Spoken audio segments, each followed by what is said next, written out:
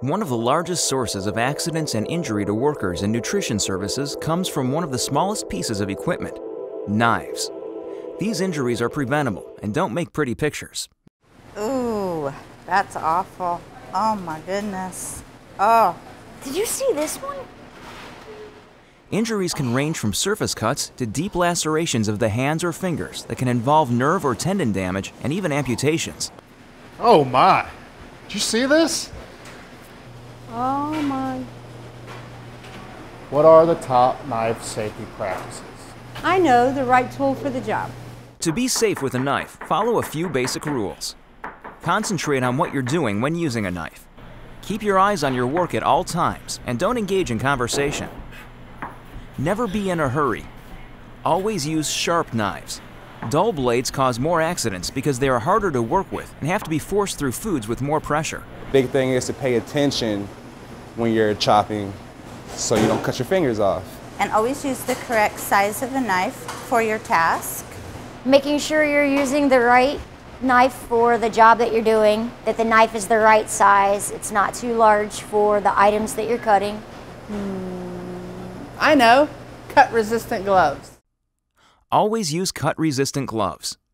Choose the correct size knife and appropriate blade for the job. Small knives for smaller fruits and vegetables or whatever you're cutting that's smaller. Bigger knife for bigger things. Every time you use a knife, make sure it is in good condition. Examine the knife and look for a cracked or broken handle or dull blade. Also, keep knife handles free of grease or other slippery substances. Clean knives are safer to use and help prevent cross-contamination. Always keep your work area clean and organized. Make sure that you're paying attention to what you're cutting and not what's going on around you. Only use knives for their intended purpose. Do not use knives as can openers, screwdrivers, staple removers, pry bars, or box cutters. Keep knives away from the edge of the counter to lessen the chance that they will accidentally fall. Never try to catch a falling knife or blade. If you have to hand the knife to someone, put the knife on the table with the handle facing them and let them pick it up. Communication is also a big thing. If you have a knife and you're behind somebody, just communicate to that person, hey, I'm behind you with a sharp knife. If you must hand a knife to someone, make sure the handle is facing them. If you must walk carrying a knife, carry the knife by the handle with the tip down and the blade turned away from your body. When cutting anything round, potato, orange, do your best, if at all possible, to cut a flat edge to make it easier to handle. Don't get distracted when using knives.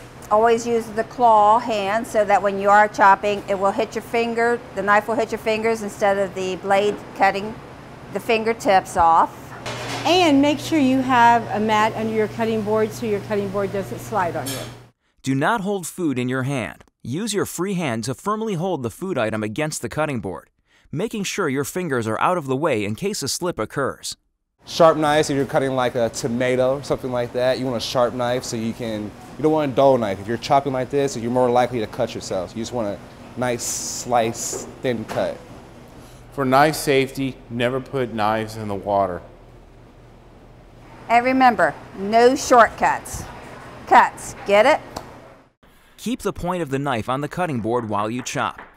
Pull the blade toward you when cutting on a horizontal surface.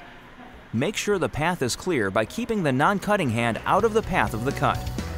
If you follow all the knife safety rules, you get to keep all these.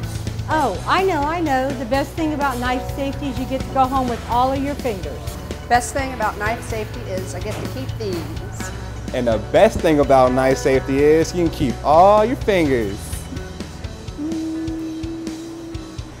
We want you to keep your fingers! You can help prevent serious accidents by following these safety tips. If you have any questions about your job or safety, be sure to talk to your supervisor.